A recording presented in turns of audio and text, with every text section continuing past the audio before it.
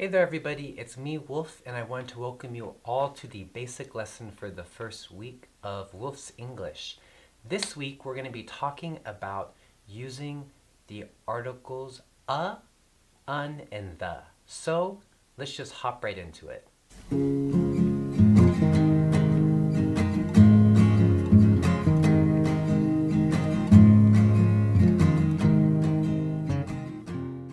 So in this lesson, we're going to be talking about articles. And articles are used before a noun.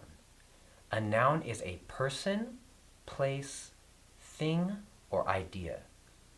The first articles we're going to be talking about using are a and un. We use a and un for a single noun. Whenever there's one thing, you're going to use the articles un or a. First, let's talk about using un because it's the easiest one to use. Un is used for a vowel sound. So the easiest way to know when to use un for a noun is if there's an A, E, I, O, U at the beginning of the word. So for example, un apple, un egg, un ice cream cone, un octopus, un umbrella.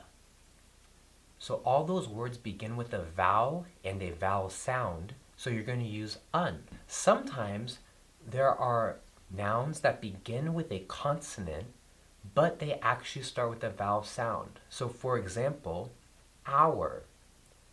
Hour starts with an H, but it has an ow sound, ow, ow, ow sound. So instead of saying a hour, you say an hour. So for example, I have class for an hour.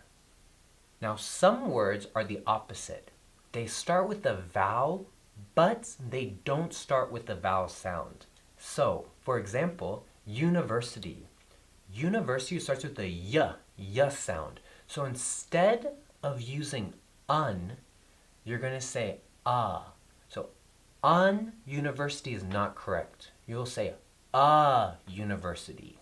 For example, there is a university on Main Street. Now let's talk about using a. We use a for all the consonants, B, C, D, F, G, and so on. So for example, a ball, a cat, a dog, a fish, a goat. Whenever we use a consonant or consonant sound, we're going to use a. Just like when we talked about university, there are other words that start with that consonant sound but begin with a vowel that you're going to have to use a for. So for example, unicorn. Unicorn is just like university. It starts with a y sound, which is not a vowel sound. So when you hear y, unicorn, university, you're going to use a. So for example, some students will say un-unicorn. That is not correct. You have to use a unicorn. So for example, have you ever seen a unicorn?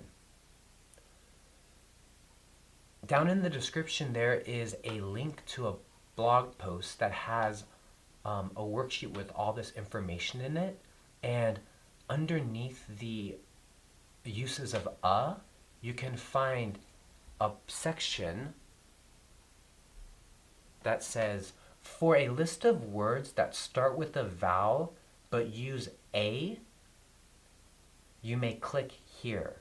And if you click on that blue here, there's a long list of words that start with a vowel but have a consonant sound at the beginning, so you're going to use a for. So you can check that out. The last article we're going to talk about today is using the.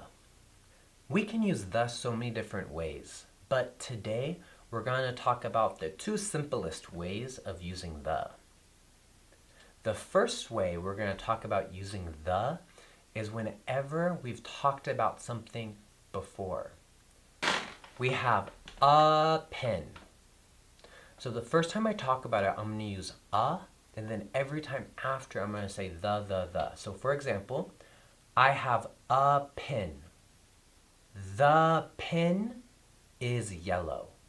So that first time I talked about it, I said a pen, and then the second time I talked about it, I said the pen. So make sure that every time you talk about a noun for the second, third, fourth, fifth time, you're using the. The other way that we're going to talk about using the today is for special nouns. So some nouns are just really big and unique, so we have to use the before them.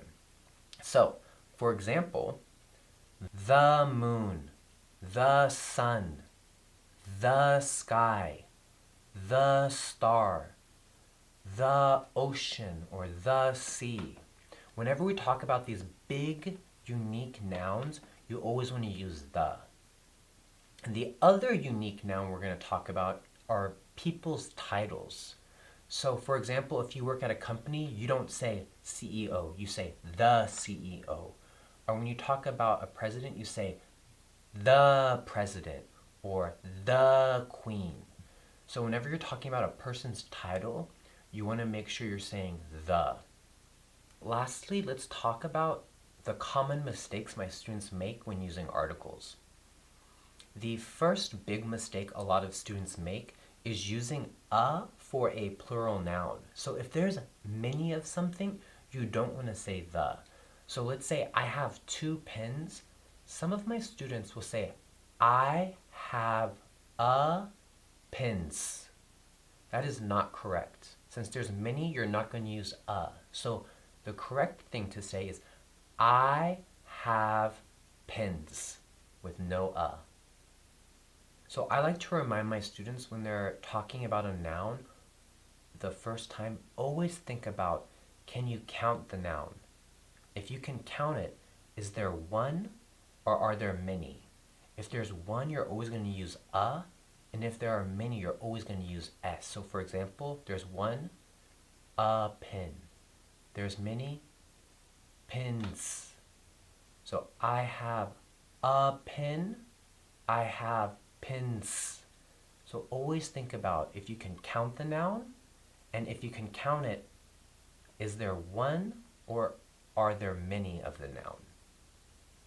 The other common mistake a lot of my students make is using the for the names of a person or a place. So, for example, some of my students will say, the John is tall. That's not correct because John is a name. So instead of saying, the John is tall, you're going to say, John is tall. You're going to drop that the. Also remember when we talked about unique nouns, we say the CEO, the president, the queen. Now if you're using that title with a person's name after it, you're not going to use the. So for example, the Queen is old is correct. The Queen Elizabeth is old is not correct.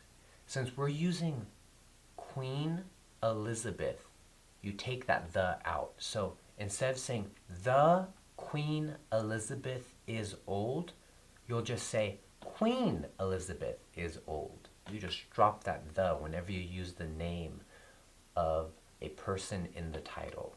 And then the last name that some students have trouble with is when they talk about a place's name. So whether it's a country or a city's name, you're not going to use the. So for example, some of my students will say, the Seoul is the largest city in Korea. That is not correct. If you say the before the city's name, it sounds really, really unusual and it's not proper. So instead of saying the Seoul is the largest city in Korea, you would say Seoul is the largest city in Korea. You just drop that the again. So I hope this video was really helpful for you guys. If you guys have any questions or comments, you can post them down below in the comment section, and I will get back to as many of you as possible. Also, if you like to read material instead of just listening to it, you can click the link in the description to go to the blog website where there is a worksheet that has all this information written down, and also it has exercises so you can practice using and the. If you guys are looking for more resources, you guys can also follow my Instagram, which is linked down below. On Instagram, I'm going to be posting stories that have quizzes and also posts that teach you guys new words and expressions that have to do with the lessons. So if you would like to, you guys can follow the Instagram. You guys can also subscribe to the YouTube channel and share it with your friends who are also learning English. I hope you guys have a fantastic week, and I will see you next time. Bye!